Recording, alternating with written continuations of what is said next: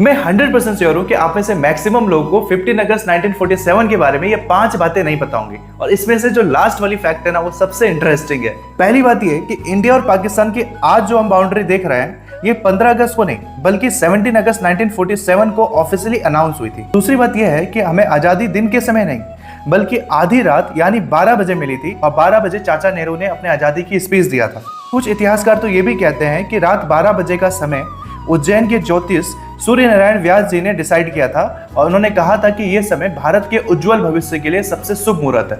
तीसरी बात यह कि जब चाचा नेहरू हमारी आजादी का पहला स्पीच दे रहे थे, When the world sleeps, India will awake to life and freedom. उस समय महात्मा गांधी जी दिल्ली में नहीं थे, जबकि महात्मा गांधी बंगाल के नोआखली में एक भीषण सांप्रदायिक दंगे को रोकने के लिए गए थे।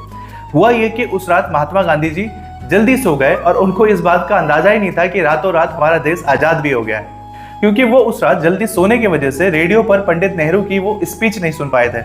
चौथी बात यह कि आज हर साल हमारे प्राइम मिनिस्टर 15 अगस्त को लाल किले पर झंडा फहराते हैं, लेकिन हमारी आजादी का पहला झंडा 15 अगस्त 1947 को नहीं, 16 अगस्त 1947 को फ्लैग होस्टिंग हुआ था चाचा नेहरू द्वारा। पांचवी और सबसे इंपॉर्टेंट बात यह कि हमारा भारत 15 अगस्त 1947 को आजाद तो हो गया, लेकिन 26 जनवरी 1950 तक वो ब्रिटिश क्राउन का डोमिनियन रहा। यानी सरकार तो हमारी भारत की थी, लेकिन लगभग 3 सालों तक ब्रिटिश क्राउन का इनडायरेक्टली सिंबॉलिक इम्पैक्ट रहा।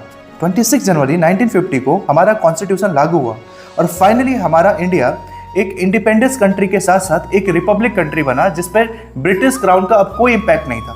इन 5 बातों में से कौन सी बात आपको पहले से पता थी, कमेंट में बताएं, और इस वीडियो को अपने 3 दोस्तों के साथ शेयर करें।